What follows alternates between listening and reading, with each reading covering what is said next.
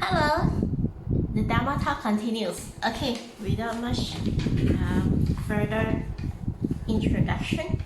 Okay, I would just like to share with those who just started with this episode instead of watching the other few episodes. This Dhamma Talk is referring to, this first series is referring to this book, Hell Paintings. Okay, it is to explain the different kinds of karmic actions, karmic thoughts, karmic deeds, okay, karmic words that will bring us to the unfavorable realms of hell. Okay, at the same time, this talk is complemented by this book, okay, talks on the Buddha says the 10 wholesome ways. Okay, so it is complementary, all right, in the sense that other than learning what will bring people to hell, at the same time we learn how not to go there, okay, through wholesome deeds. Okay, today we will look at the third one. Out of 10 wholesome deeds, we'll look at the third one because we have spoken about the killing, which is the first one, the stealing, the second one, and today we are going to talk about the third one, the sexual misconduct. Okay, for sexual misconduct, I would like to bring your attention particularly to this one. Okay, we look at this, the one on the number 16. If you see this, you see a man hugging onto a burning pillar. Okay, this is where the hell of adultery is. Okay, those who are adulterers, those who engage in sexual misconduct. Okay, let me read for you what it says, the hell of pillars. Okay. It is said that lewd thoughts arise from a comfortable life. Today, sexual indulgence is widespread. Most who suffer in this hell indulge before their deaths in sexual misconduct and adultery, in the selling of pornographic books, tapes, and discs, or in the photographing, writing, possessing, or was involved in the public exhibition of pornography and similar materials. These people will be sent to this particular hell after their death. They will be forced to embrace a red-hot, burning copper pillar, die from burns all over their bodies, and then be reborn repeatedly in this hell as a form of perpetual punishment. This pain and suffering will be unbearable. Once these people can eliminate their bad karma, they are often reborn as animals. Ending their karma as animals, if they are to gain a human form, usually poor, despised, have short or harsh lives. Okay. Why reborn as animals? Right? You have to look at the karmic consequences. Look at the habits of what can lead them to the animal world. If you look at your pets, for example, you look at your cats, you look at the dogs, you look at anything. The moment their tummies are filled, the next thing they do is have sex, indulge in the intercourse, and then they have babies repeatedly over and over again until the end of their life cycle. Right? So it is very similar to all these lewd thoughts where people are actually just thinking again and again about sex. Okay, so naturally when they are always constantly only thinking about sex, it planted the seed where it is the habit. Okay, it becomes a habit. It forms the karmic events. Okay, it created that kind of environment for this person to continuously indulge in what he has or she has in her mind all the time. A lot of people will say that, well, it's pornography. Well, nothing wrong. You don't hurt anybody. No, actually you hurt many people along the way. Okay, if you are not talking about pornography, you're talking about, okay, here we're talking about not just pornography, we're talking about sexual misconduct in terms of adultery, in terms of having irresponsible sex, right? If you have irresponsible sex that does not come with your family union, that is like you get married, you have a unit to create your primary family together with a lifetime partner. When you have a child, okay, what happens today is that people are trying to legalize abortion. All right, we have talked about the killing, the consequences of killing. So legalizing abortion is also one of the negative karma, because you're killing a life before the life gets a chance to be human, right? It is in your body, and then you just deprived it of life. That is killing. Okay, it is not justifiable with things like no, I was too young, no, there is blah blah blah blah blah. No, it's not like this. Okay, so there is the element of killing when you're involved in sexual misconduct, irresponsible sex, and therefore you have a child, and then you didn't want the child, even though you are the one who created the child, okay, through your irresponsible sex act. And then, other than that, if let's say someone already has a nucleus family, a primary unit of family, where there is the wife, there is the children, and suddenly you commit adultery with this person, okay, whether you are with this person as his mistress, or the other way around, you seduce the wife of another man, right? It can happen both ways. It's not always just, the man gets seduced by the woman. The other way is also possible. So what happens is you break the family. You break the family unit. The family becomes broken. The children are supposed to be within a harmonious, happy relationship, happy family. And because of this adulterous act, also responsible of the parent who did it, okay, then the family unit is broken. This family unit being broken will have a consequence on the child itself, okay. The child may grow up believing that marriage is a hoax, or the child will grow up not believing in marriage, not believing in relationships, not believing in love, because to him is that it's so easy to have a union, it's so easy to just sign for marriage, and then it is also so easy to have an adultery life, okay, to have someone else other than the people that you vow your love to, other than your nucleus family. So you create a consequence of educating the child's mind to not believe in something that is wholesome. Okay, that is another thing. So that one also has another consequence about, well, we will talk about that at another series of karmic talks, okay, about Dharma talks. So consequentially, back to this one, he will be reborn as an animal, okay, because of the continuous thought about sex.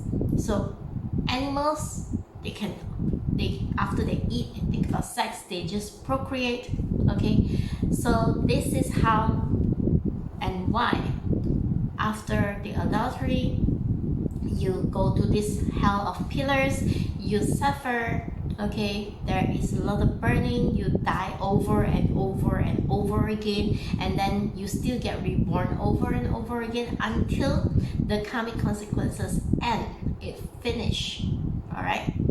And then you get reborn, but not necessarily as human, you get reborn often as animals. And if you get reborn as a human, you may have all this, because what you have done is something that is giving a negative consequence on the society. You teach the wrong things to society, you educate the young minds in a negative way. So when you get reborn as a human, you are poor, you are despised by society, they don't like you, okay, all because of this. So what is the reverse? If let's say you do not commit in adultery, you are righteous, okay, and you keep your acts together, you don't have all this sexual misconduct, your thoughts are clean, okay. For one, if your thoughts are clean, you don't always just think about sex, one thing for sure, your productivity is very good at work, okay? But let us look at the consequences of it, okay? No sexual misconduct. Now we look at the positive side, okay? No sexual misconduct. This refers to extramarital affairs, okay? It is, well, today it is no longer just confined to this.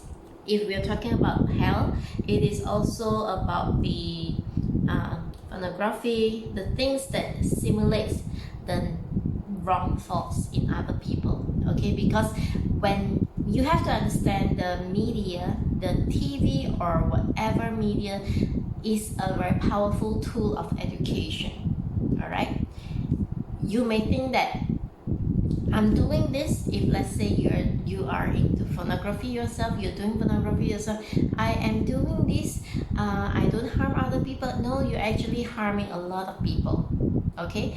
The consequences is not direct, but it is an education, a continuous education. It screws up people's mind. People cannot think clearly. Everything they think about is about sex, right? The intellect will go down, okay? So this refers to extramarital affairs. If more and more couples seek to divorce, the broken families will unavoidably form a base of community disturbance in the long run. Okay, just as I've explained earlier, if we indulge ourselves in the 5 elements, okay, 5 elements, what are the elements? I'm not talking about the wind, fire, water stuff, the obstacles of wealth, sex, fame, food, and sleep, okay? These are the 5 hindrances that will drag you down to hell. The retribution will be at the hell's rim. Buddhist disciples should learn to control their sexual desires, as even chanting Amitabha brilliantly will not lead them to get rebirth in the Western Pure Land. For those of you who are aspiring to become Buddhas, who are chanting Amitabha, okay, if continuously while you chant Amitabha, oh, so fantastic, okay, your sound diction, everything is so good, but if you have continuous lewd thoughts in mind, you cannot be reborn in Pure Land, okay? They will only be reborn either in the human being's realm or celestial realm, but still fall into the cycle of rebirths. Some of you may think, well, it is not bad, at least you don't go to hell, you know. But consequently, you do not get out of the 6 realms of existence. Okay, I repeat again, what are the 6 realms? It's either your human realm that we are in today, the lower realms, ghosts, hungry ghosts, animals, or hell, or, okay, up there, celestial realms like the divines, deities, and the asuras. You continuously go around that loop. You don't get out of this loop. So you are still subject to karma. You're subject to all kinds of things that will pull you accordingly, and you don't know where is your next destination, right? The best death is when you know where is your next destination, and it is somewhere that you control where you want to go. Isn't that so? If I give you a car and it is on autonomous driving, you don't know where you're going to. Is that a pleasant experience? Not at all. You may enjoy the journey. Yes, you may think that, oh, I'm seeing this, okay, all seems good, right? But effectively, you don't have a say on where you want to go. It's on autonomous driving, and you don't know the destination. Is that really that fun? Not at all. One day I may bring you to somewhere beautiful. Another day I may actually throw you into some ghetto or something like this, you know, some really broken down kind of a back alley kind of thing. You don't have any control, and I'm not gonna stop because it's autonomous driving. You have no choice. You have no say. Do you really want it that way? Any wise person will not want it that way. Any wise person will want to know where is my next destination, and it has to be somewhere that I want to go. And the only way to be able to do this is if you are reborn to Western Pure Land. You're reborn in Pure Land, you go to Amitabha Buddha's place, alright? That is where you get educated, where you get your enlightenment, that's where you get your status. You become a Buddha yourself. And that is when everything you do after that as a Buddha is conscious. You choose how to do it. You know what you're doing. Clear, conscious, right? It's not like our conscious today. We are not conscious today. We are always being led by the karmic consequences, right? I can be telling you, no, don't do that. Leave it to karma. But you don't listen, right? So you think, I want to take things into my hand. I'm not the type to sit down and to wait. I want to take action. I want to take things in my hand. But you forgot, you are mere mortal. What happens is not going to be what you think is going to happen, right? So the only way out is to chant Amitabha Buddha, chant Amitofo, and to will yourself to be reborn in Pure Land, okay? And then after that, you gain your enlightenment, then you are really in charge. Otherwise, no. We're not in charge. Our karma is in charge. Whatever that we do, every seed that we plant, those are the things that are in charge of us. We don't get to say. So, do you really want it to be that way? If you are wise, you don't want, right? Hence, you will want to elevate yourself. You will want to get out from this cycle of existence, of these 6 realms of existence, to go beyond the 10 realms of existence and go into that one realm of existence, which is called Pure Land. Okay? We will go into that later when I talk about the Sutra of Infinite Lifetime. Yes, I will be doing that. Okay? To share with you how to go to Pure Land. The practices are very simple actually. Right? No rituals, no nothing. You just have to chant. You just chant anytime, anywhere you want. Okay? So that is another story. So, what are the good consequences of not indulging in sexual misconduct? Okay? We look at this. Okay, this part. O Dragon King, if people give up sexual misconduct, they will accomplish 4 kinds of dharmas that are praised by the wise. What are the 4? Number 1, they always have good health. How do people who don't indulge in sexual misconduct have good health? Okay? The Chinese have a very wise way of putting words into characters. Okay? Semen is called Jing in Chinese. Okay? That's Mandarin.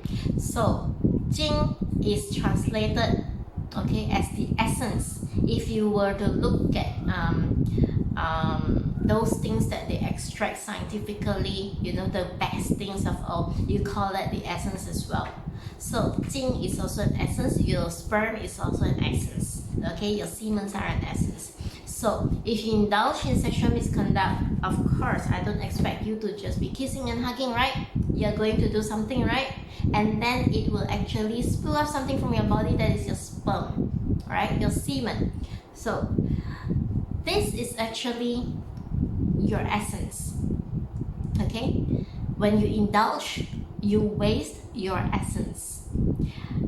You may be thinking, oh, how guys actually fall asleep so easily after sex. Correct? Right? It astonishes you how they fall asleep so fast after. Well, that's because they deplete of the essence. They deplete of the energy.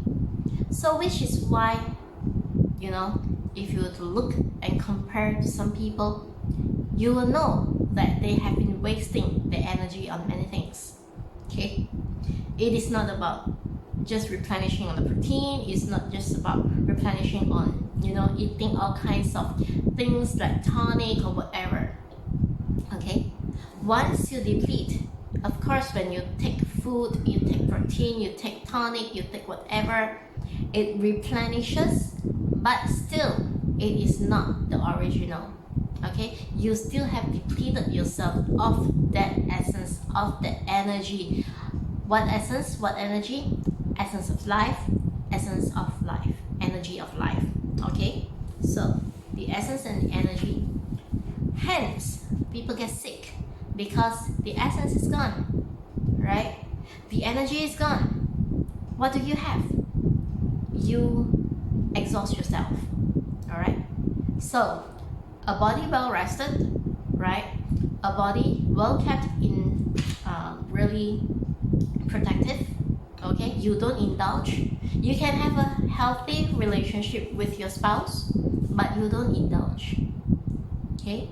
Healthy relationships, healthy sexual relationships, it can be known in, in the Chinese medical books, the texts, they will tell you things like when you're young, right, you can do how many times per week, but as you become older, right, it will be reduced. You don't take any pills to make yourself stronger, okay, because you don't indulge, but you pace yourself accordingly, and then you will keep the essence in your body, and you will have a long life. You will have a healthy life. Okay, they always have good health. Number 2, they are always free from altercation. This refers particularly to marital problems. Okay, they don't experience headache about extramarital affairs. All right, they don't need to worry about paying the lawyers the divorce fees. They don't need to worry about paying alimonies. They don't need to worry about the children leaving them, okay? Or they don't even need to worry about those things like the law cases where the parents are fighting over the child, the ownership of the child, the custody of the child, ownership of properties, right? There's no such problems. You don't need all those problems in life. We already have a lot of problems in life. You don't need that kind of problems in life. So if you don't need the problems in life, you don't create you don't create the situation where these problems happen. Okay? So number 3, they are praised by all. Praised by all in the sense that they show a good example to the society. Okay? First, when they are healthy, they are able to perform in their work. They are able to do their service to the community. They are able to do many things. Okay? They have strength, they have health, they have energy without the need for supplements. Okay? And then they set a good example. Okay? Happy family, healthy family. Husband and wife are in good terms. Children adore them, right? Take them as the role models. Usually you want your children to take you as a role model, right? You don't want them to see and say that it's a shame because the parents fight at home, or maybe, oh, I saw daddy with another woman, right? Or I saw mommy with another man in bed. No, you don't want that. You set a good example. Your children grow up to be respectful human beings, people who know how to respect relationship, people who know how to love. Okay? And then the 4th benefit, they have loyal wives who will not be encroached upon. You don't violate other people's wife, your own wife will not be violated. You don't violate other women, you won't be violated. You don't find another man, so your man won't find another woman. Okay, you'll be loyal to each other. That is how it is. So these are the 4. So if they dedicate their merits and virtues to the unsurpassed supreme perfect enlightenment, which is become Buddha, they will become Buddha, and they will possess the 32 auspicious marks of a Buddha. Okay, 32 auspicious marks. There are a lot of marks. Okay, from our facial features itself, it will tell you a lot about the people. Okay, how the person is, right? Some people, if you look at them, they will have a very fierce face. They will have a very evil face. They'll have a face that says that I'm here to cause trouble, right? You just have to look at them. While other people, when you look at them, it is a symbol of harmony, you feel good about them, you feel safe with them, you look at them, you know that, oh, this person can do no harm, right? So we just look at them. And for the Buddhas, there are 32 auspicious monks. You can Google what they are.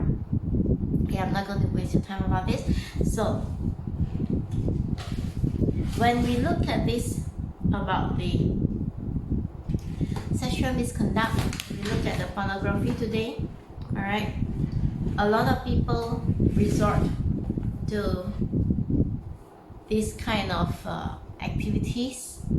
Sometimes it's like, I'm not really going into pornography, I'm not displaying my assets. But what they do, if you look at the entertainment today, right, you see the girls are wearing lesser and lesser clothes. That is not sexy, right?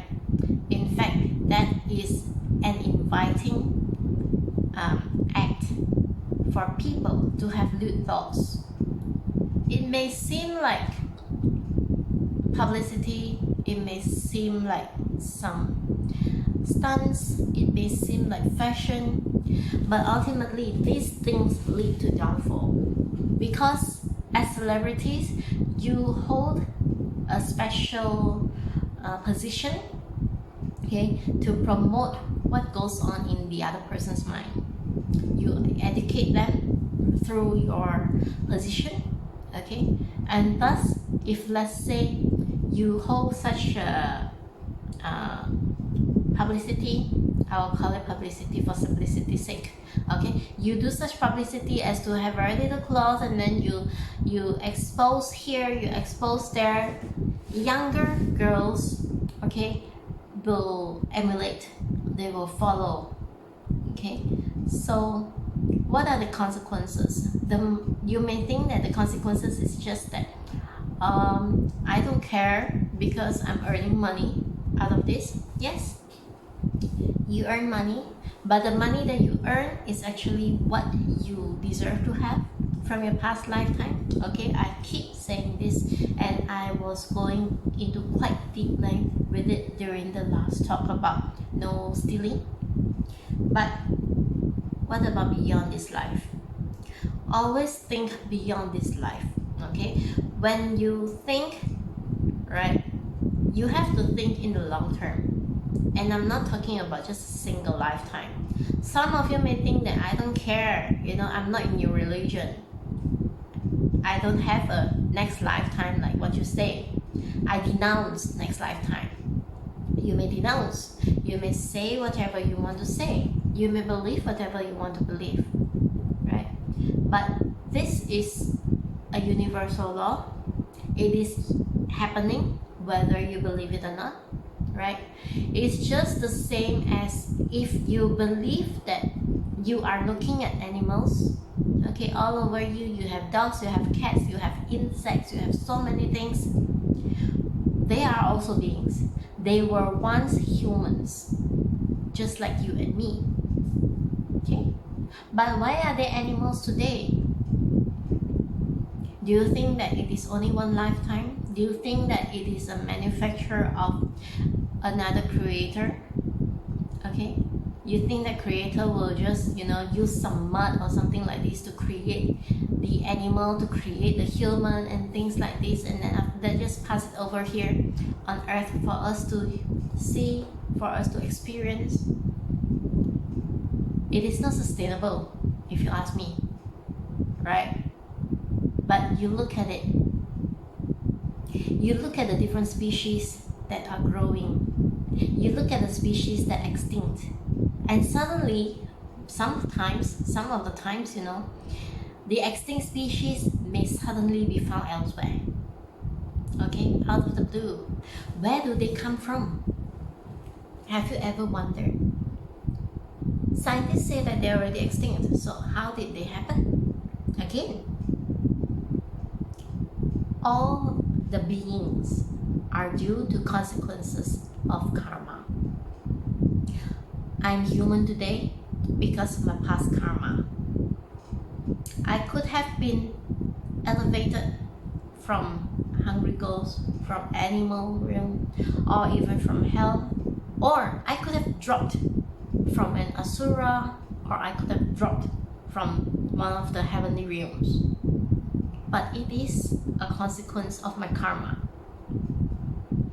And this life, I'm planting new karma with new karmic seeds. Either I plant those that will elevate me, or I plant those that will drop me further, right? Because humans is right in the middle. Hungry ghosts, animals, and hell, okay? Asuras and heavenly on top, these are at the bottom. Whatever seed that I plant, I can't guarantee that I'm always in the human realm. I either drop or I elevate. And of course, I will want to elevate. If it is possible, I want to get out of this entire 6 realms of existence, to go beyond the 10 realms of existence, and to go into that 1 realm of existence. Okay? So, I'm going to continue talking about this. If you can follow this, if you can listen to this Dhamma talk, that means you have that kind of root inside you to continue and have the opportunity to elevate. Okay? When I make all these Dhamma talks, I don't expect a lot of audience. But I know these Dhamma talks will reach the people whose karma is ripe. The ripening of the karma will bring you to these talks, and then you will learn and continue to learn along the way, elevating yourself within this life. Okay? I have tried. I can tell you, I have tried sharing this Dhamma talk with people that I know, who are dear, who are close to me, but I see that their karmic fruits are not yet ripe. Okay? So whenever they watch it, they will think like, oh, I feel sleepy while I watch it. Oh, I didn't have time to watch it. There's a lot of excuses, right? Because the time is not right. But if you are watching this, it shows that your time is right, and I don't need a big audience. I only need to do the right thing. So I hope you benefit from these talks. Okay? I hope that you continue watching the Dhamma talks. It may not be from me, it can be from any other gurus out there, but make sure that they are teaching you the right things. Okay? I want to elevate you. I want you to go beyond, to become a Buddha. Okay? Which is the reason why I have these talks. It's not for anything else. Okay? If it is only for myself, I don't even need to do all these things. I'll just continue chanting Amitabha. But I want you to grow with me. I want you to go to Pure Land with me. Okay? Thank you. We shall continue with the next one in the next week. Okay? Meanwhile, be good, stay good, have good thoughts, have good speech, and do good things. Start with charity. $1 at a time. Okay? See you next time. Bye bye.